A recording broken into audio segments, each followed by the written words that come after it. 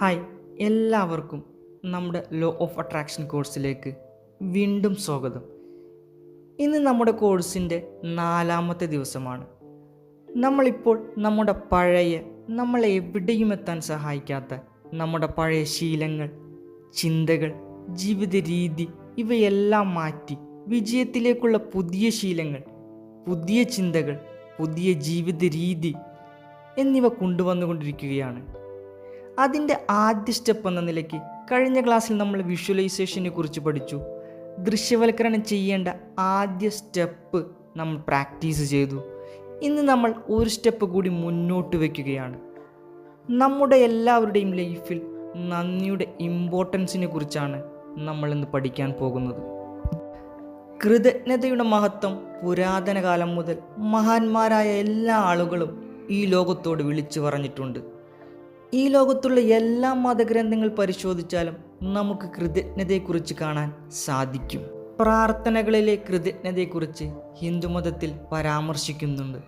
ഹിന്ദുമതത്തിലെ പ്രധാന ദേവന്മാരിൽ ഒരാളായ വിഷ്ണുവിന് അനുകമ്പയും കൃതജ്ഞതയും പോലുള്ള ഗുണങ്ങളുണ്ടെന്ന് പലപ്പോഴും പരാമർശിക്കാറുണ്ട്. ദൈവികവും ഭക്തരും തമ്മിലുള്ള ബന്ധത്തിൽ ഈ ഗുണങ്ങൾ, അതായത് കൃതജ്ഞത, കൂടുതൽ ക്രിയാത്മകവും ആത്മീയവുമായ അസ്തിത്വത്തിലേക്ക് നയിക്കുന്നു. ഭഗവത്ഗീതയിലെ പല സ്ഥലങ്ങളിലും നമുക്ക് നന്ദിയെക്കുറിച്ച് കാണാൻ സാധിക്കും.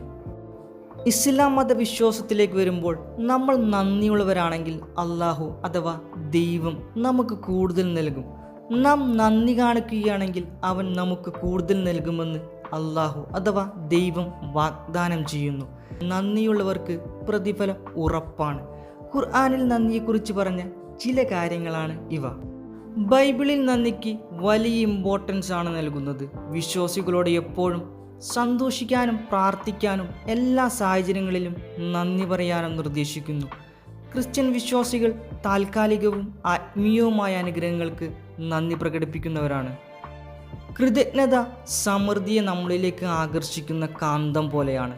നാം നന്ദി പ്രകടിപ്പിക്കുമ്പോൾ നമ്മുടെ ശ്രദ്ധ നമുക്ക് ഇല്ലാത്തതിൽ നിന്ന് നമുക്ക് ഉള്ളതിലേക്ക്, അതായത് സമൃദ്ധിയിലേക്ക് മാറുന്നു.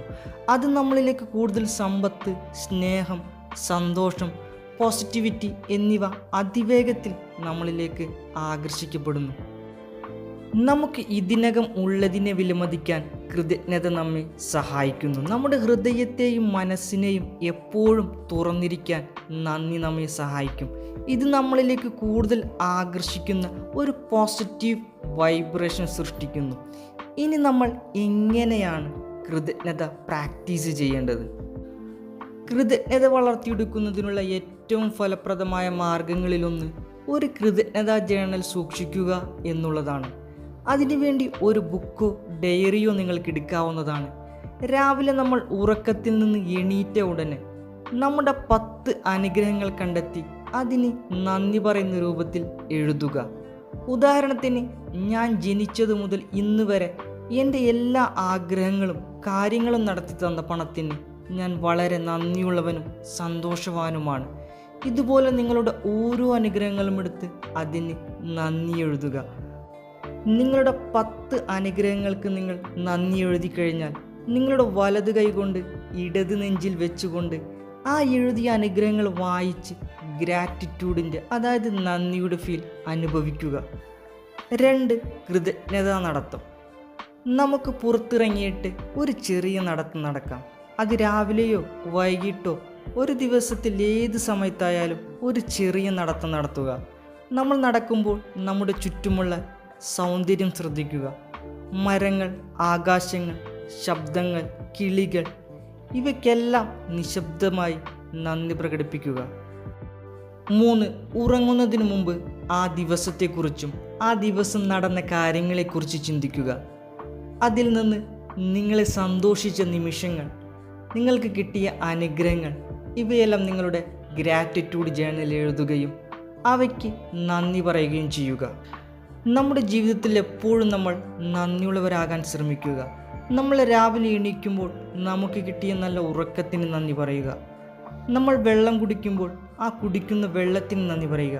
ഭക്ഷണം കഴിക്കുമ്പോൾ ഭക്ഷണത്തിന്, വസ്ത്രം ധരിക്കുമ്പോൾ വസ്ത്രത്തിന്, വാഹനം ഓടിക്കുമ്പോൾ വാഹനത്തിന്, ഇതുപോലുള്ള നമ്മുടെ ജീവിതത്തിൽ നടക്കുന്ന ഓരോ ചെറുതും വലുതുമായ എല്ലാത്തിനും നന്ദി പറഞ്ഞ് ശീലിക്കുക. നമുക്ക് എന്തെങ്കിലും ഒരു വ്യക്തി സഹായം ചെയ്യുമ്പോൾ, എന്തെങ്കിലും നമുക്ക് തരുമ്പോൾ ഒരു നാണക്കേടും വിചാരിക്കാതെ, ഒരു മടിയും കൂടാതെ അവരോട് നന്ദി പറഞ്ഞ് ശീലിക്കുക. പോസിറ്റീവ് അനുഭവങ്ങൾ ആകർഷിക്കുന്നതിനുള്ള ഏറ്റവും ശക്തമായ ഉപകരണമാണ് നന്ദി. ഇനി ഇന്നത്തെ ടാസ്ക് എന്താണെന്ന് നോക്കാം.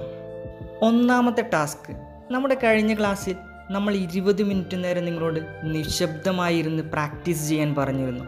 ഇനി ഇന്നു മുതൽ ഇനി വരുന്ന ക്ലാസ് വരെ നിങ്ങൾ 20 മിനിറ്റ് കണ്ണടച്ച് ശാന്തമായിരിക്കുക മാത്രമല്ല ചെയ്യേണ്ടത്, നിങ്ങളിലേക്ക് വരുന്ന ചിന്തയെ നിങ്ങൾ കൺട്രോൾ ചെയ്യാൻ ശ്രമിക്കുക. അതിനു വേണ്ടിയുള്ള ഒരു സിമ്പിൾ ട്രിക്ക്, നിങ്ങളുടെ ശ്വാസത്തിലേക്ക് മാത്രം നിങ്ങളുടെ ശ്രദ്ധയെ കൊണ്ടുവന്നാൽ മതി. മൂക്കിലൂടെ നിങ്ങൾ ശ്വാസം എടുക്കുന്നതും നിങ്ങളുടെ നെഞ്ചോ വയറോ വീർക്കുന്നതും ശ്വാസം പുറത്തേക്ക് വിടുമ്പോൾ നെഞ്ചോ വയറോ താഴുന്നതും ഇതിലേക്ക് നിങ്ങളുടെ ശ്രദ്ധയെ കൊണ്ടുവരിക. ഇടയ്ക്ക് നിങ്ങളുടെ ചിന്ത കയറി വരുമ്പോഴെല്ലാം വീണ്ടും നിങ്ങളുടെ ശ്രദ്ധ ശ്വാസത്തിലേക്ക് തന്നെ കൊണ്ടുവരിക. രണ്ടാമത്തെ ടാസ്ക്, ഗ്രാറ്റിറ്റ്യൂഡ് ജേണൽ എഴുതുക. രാവിലെയും രാത്രിയും നമ്മൾ പറഞ്ഞ പോലെ നന്ദി എഴുതുക. രാവിലെ നമ്മുടെ 10 അനുഗ്രഹങ്ങൾക്ക് നന്ദി എഴുതുകയും രാത്രി നമുക്ക് ഇന്നുണ്ടായ സന്തോഷങ്ങൾക്കും അനുഗ്രഹങ്ങൾക്കും നന്ദി എഴുതുകയും ചെയ്യുക. 3, ഒരു ചെറിയ കൃതജ്ഞതാ നടത്തം.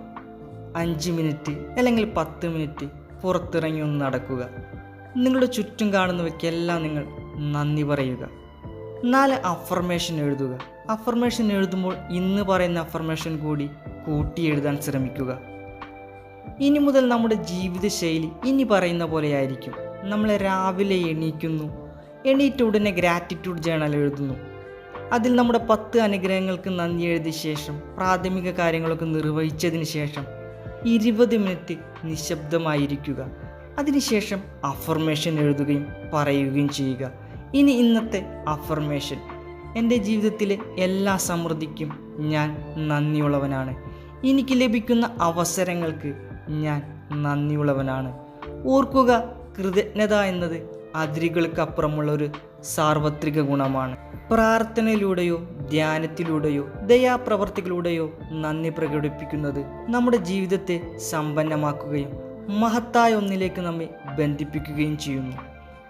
ഇന്നത്തെ ക്ലാസ് നിങ്ങൾക്കെല്ലാവർക്കും മനസ്സിലായെന്ന് പ്രതീക്ഷിക്കുന്നു. നിങ്ങൾ നിങ്ങളുടെ ടാസ്കുകൾ ചെയ്തു കഴിഞ്ഞാൽ കമൻറ്റ് ബോക്സിൽ എസ് എന്ന് കമൻറ്റ് ചെയ്യാൻ മറക്കരുത്. അടുത്ത ക്ലാസ്സിൽ കാണും വരെ നിങ്ങളെല്ലാവരും ഹാപ്പിയായി പോസിറ്റീവായിരിക്കുക.